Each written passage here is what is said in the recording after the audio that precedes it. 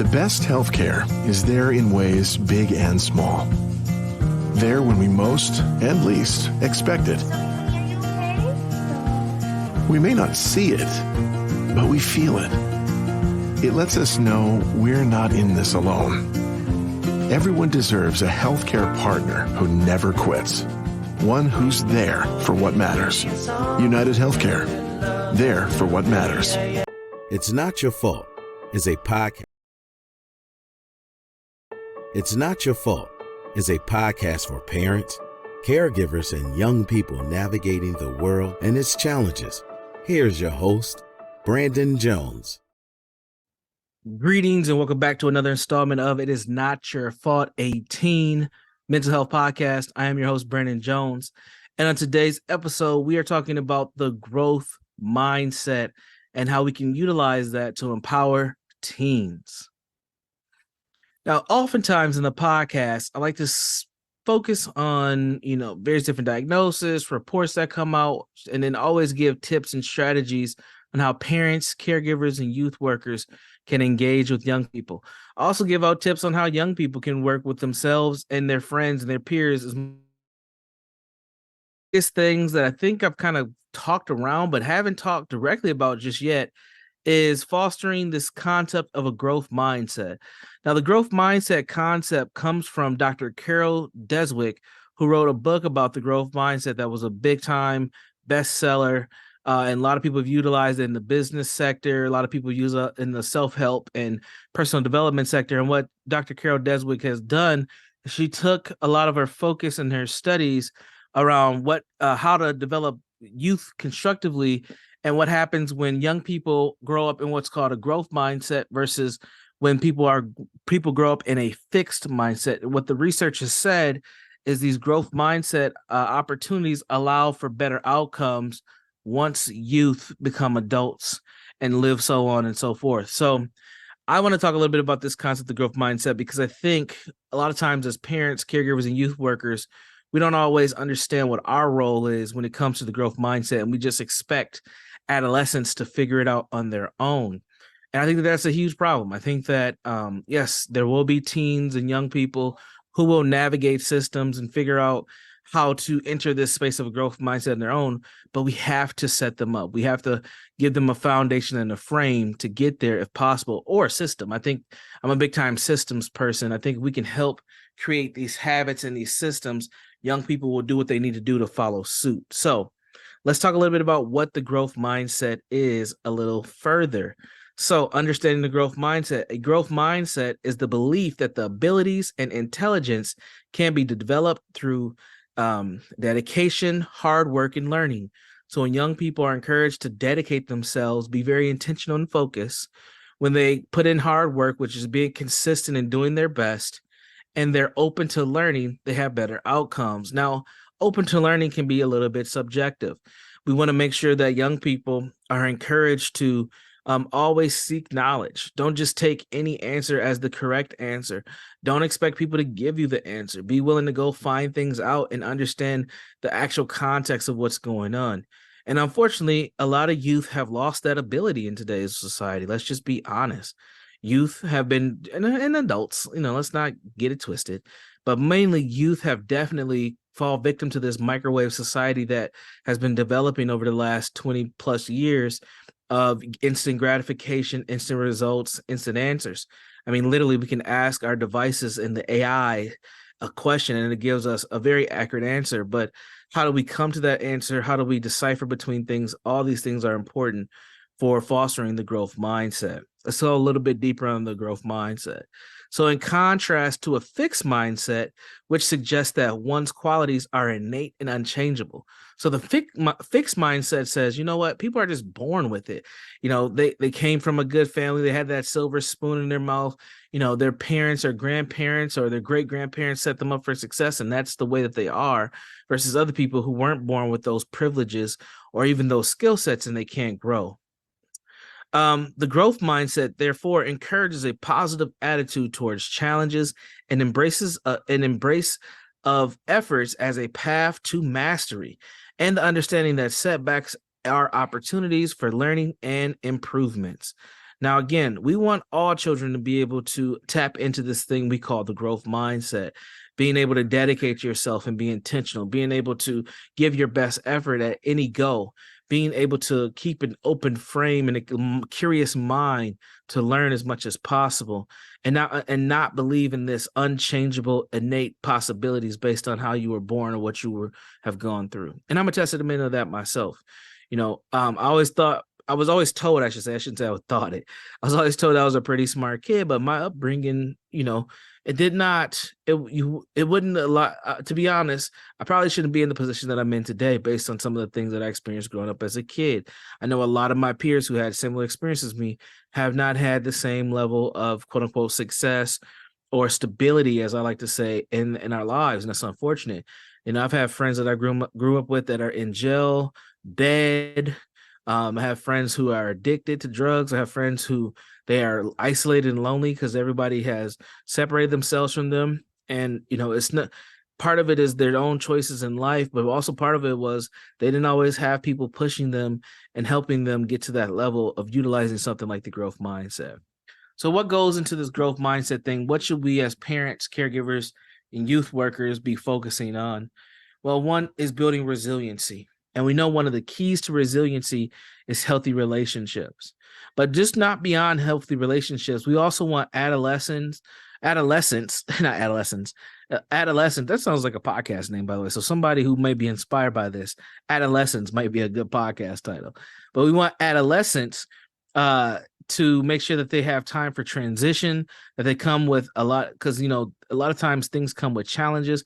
We want to make sure that they can adjust to social and academic pressures, various different social dynamics, and self-discovery. Adolescence is a time where people are really trying to figure out who they are and what their identity is.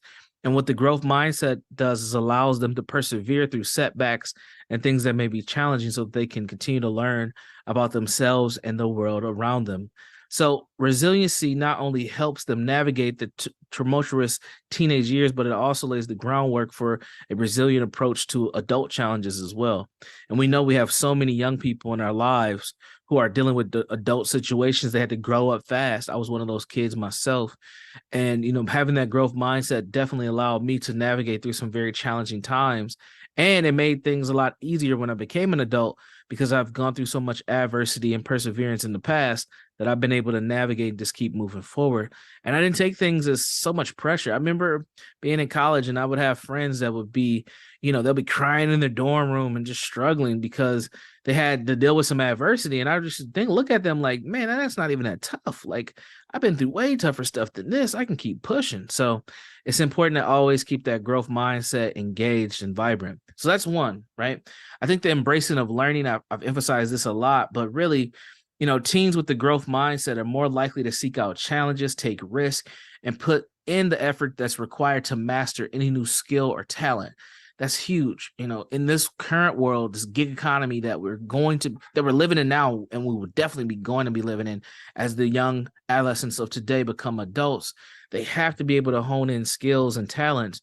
And having a growth mindset allows you to explore new things. Having a fixed mindset keeps you in a bubble in a box, and you might not be taking the advantages of all the things around you because you just think that things are never going to change or get better for yourself. So that growth mindset really sets up young people in today's society to have success, because you have to have multiple different talents. You have to know how to create content. You have to know how to have physical skills with your hands. You have to have soft skills and understand things like emotional intelligence. Like, you have to be a very diverse individual, and having a growth mindset opens you up for that, especially when you're embracing the learning opportunities that presents itself every day.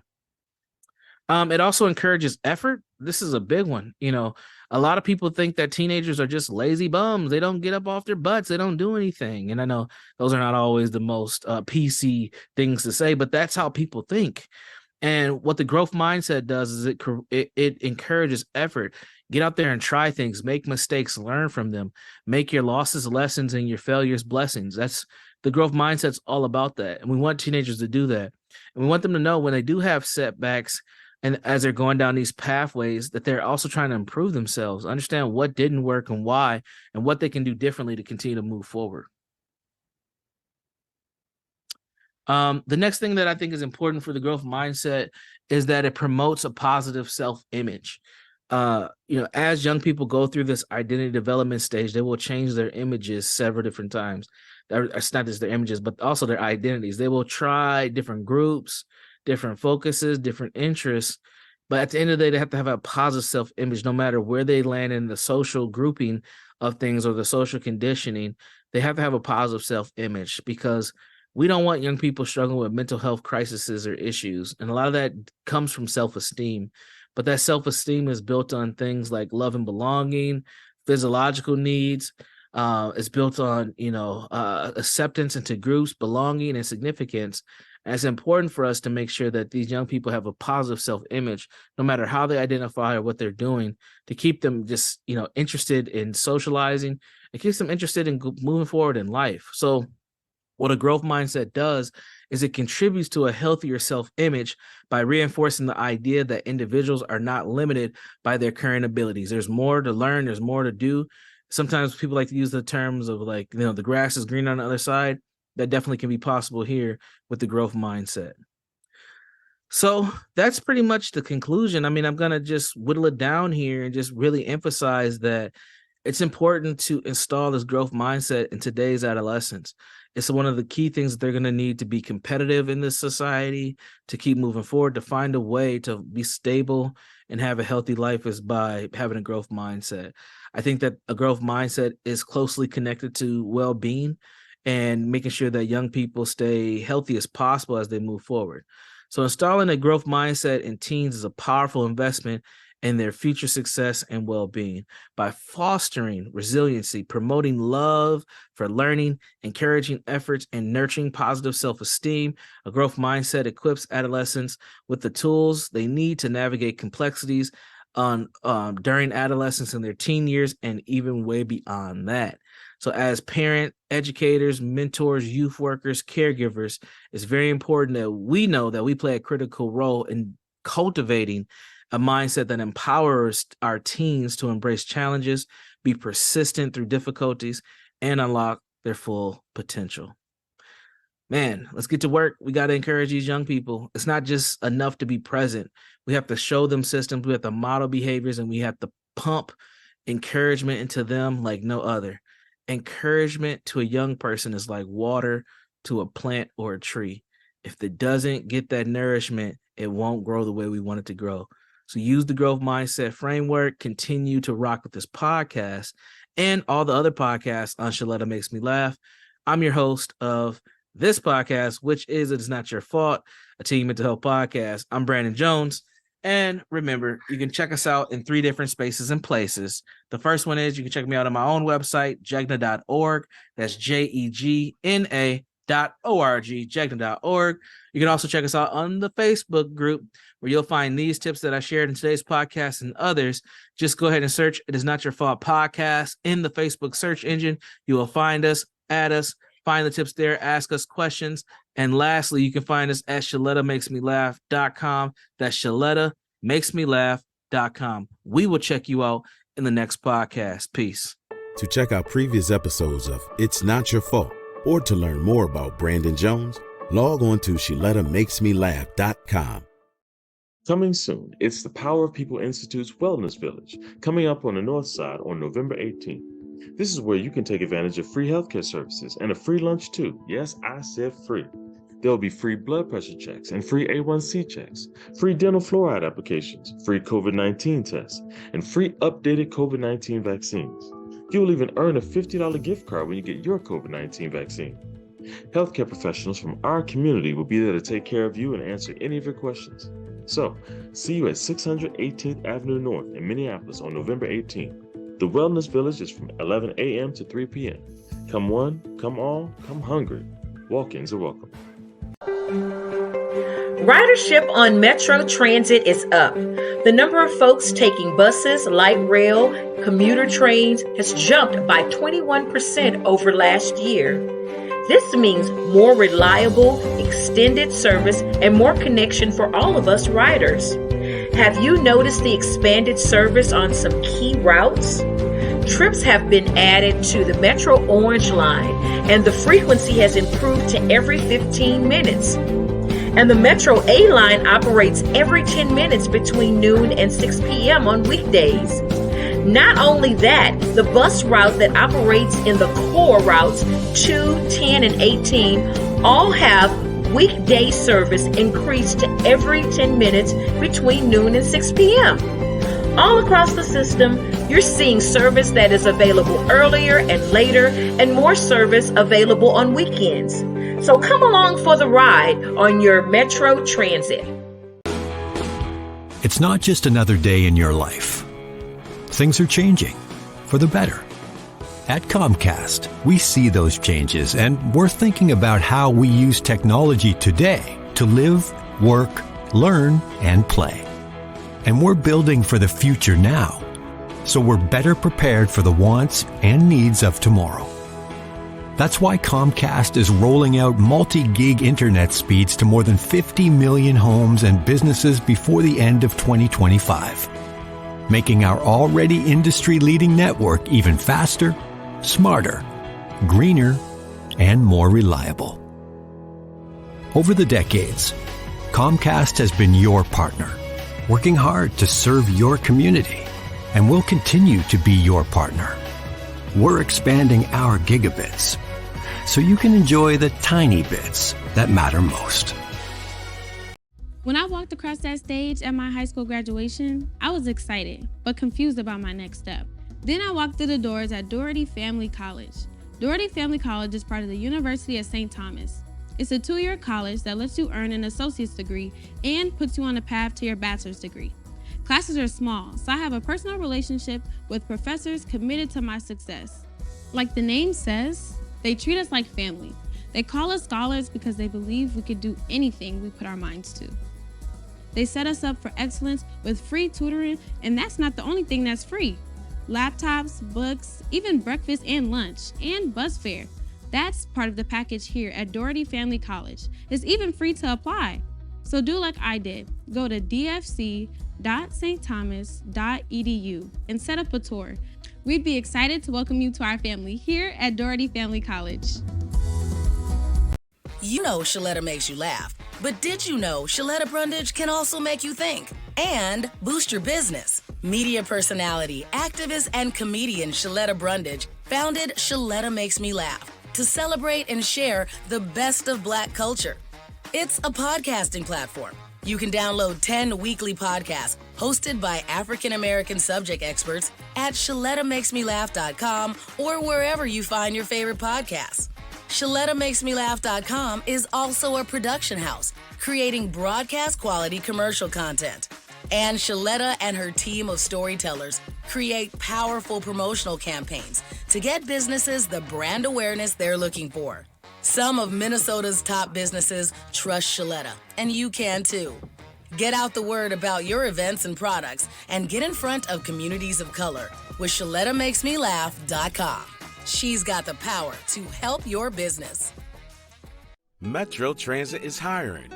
Right now, Metro Transit is looking for mechanics and technicians. These workers do the important work of diagnosing, repairing, and performing preventative maintenance on Metro Transit buses, light rail, commuter trains, and other vehicles. Metro Transit is hiring for maintenance of the way technicians for tracks and railway systems. Starting pay ranges from $29.72 to up to $41 an hour. If you're looking for a secure job that offers a great salary, competitive benefits, and a pension, look no further than Metro Transit. Right now, there's even a $4,000 hiring bonus for these positions. Sweet! Find out more at metrotransit.org/mechanic-hiring. That's metrotransit.org/mechanic-hiring. Keep your community on the move with a new career with Metro Transit.